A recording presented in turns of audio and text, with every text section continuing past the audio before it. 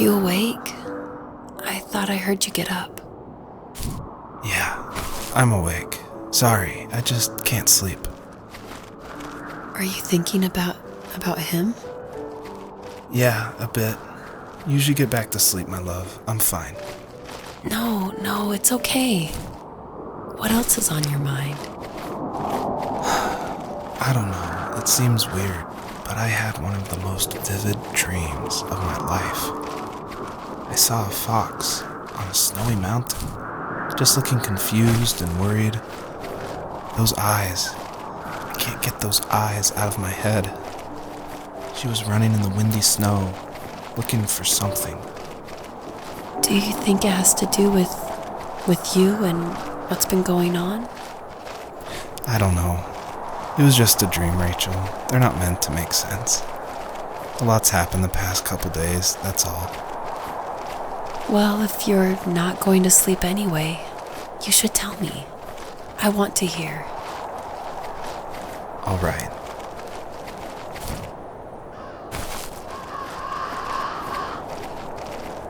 So, not far from her home, she followed that path to something unexpected.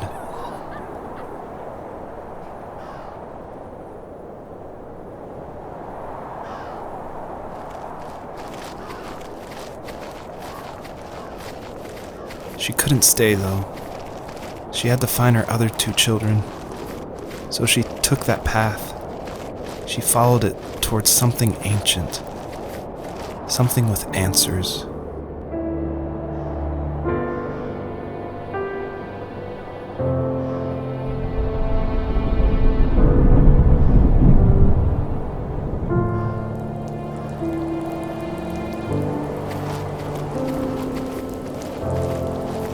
The fox looked high and low, searching for any sign of her cubs.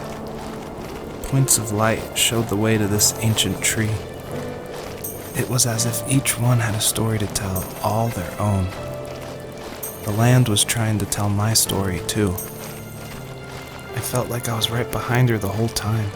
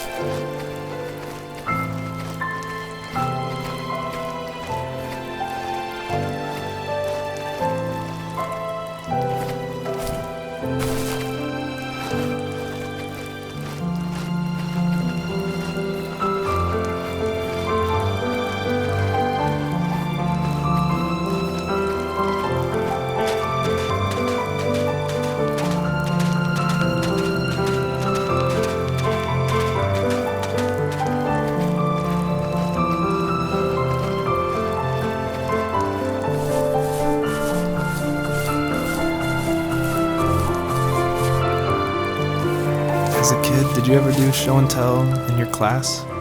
Yeah, I think I only did it once, when I was in the 4th grade. You know how my life was around then. I wanted to show my class what helped pass the time and distracted me, so I brought a dozen paper cranes I had made. I think I told everyone how badly I wanted to be a bird and fly, embarrassingly enough. Don't be embarrassed. Every kid wants to fly. For me, it was another toy from my dad, a wooden boat. I remember guarding it so carefully in my hands as I walked into class. When I sat down, a group of boys immediately made fun of it. They asked which trash can I found it in, or why an ugly log was my favorite toy. When I got up, I didn't even want to tell them my dad had carved it. I said it was a joke gift my friend had given me. Kids can be so cruel. Some of them are. I shouldn't have let them get to me, but it did. It's amazing we bounced back at all.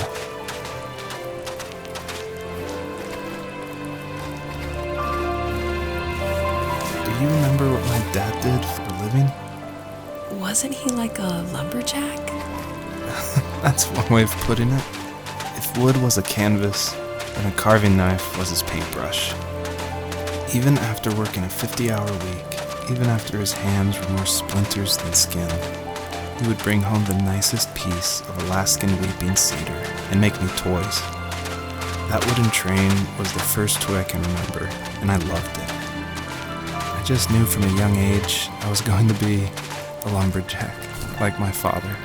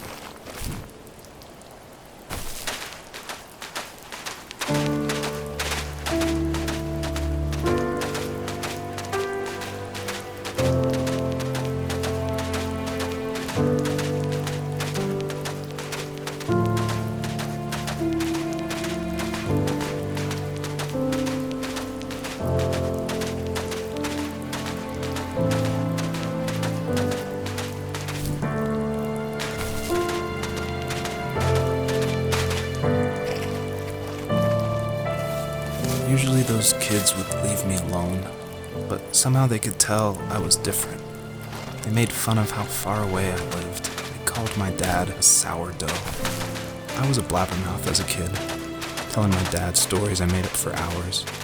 But after that show and tell, I didn't tell him much anymore. He didn't know exactly what was wrong, but his best guess was that the toys he carved weren't cool enough. He carved me a tank and tried to tell me what it was like to be in a real tank as a serviceman. I didn't know your dad was in the military. Yeah, in the army. The sad thing is that I'd pretty much forgotten until just now.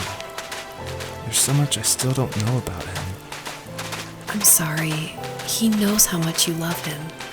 You're going to see him again soon and have some closure, I'm sure.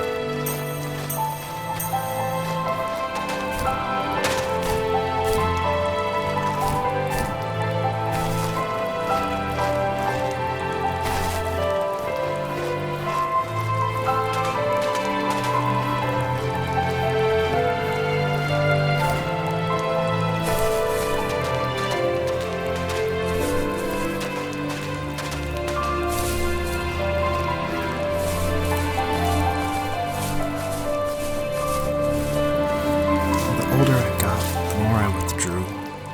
I asked myself, why talk to anybody anyway? Why bother when I'm happy by myself? I started drawing a lot, mostly animals I saw in the woods by my home. I then imagined designing my own hideouts with things like TVs and pantries full of chips and cookies. I think that idea of leaving home and drawing blueprints started my career. I found a lot of solace in that. I'm not surprised, but I did the same thing, you know? There's something special about having a place to call your own. And now look at us. Well, if you count renting in an overpriced city. It's as close as we can get for now.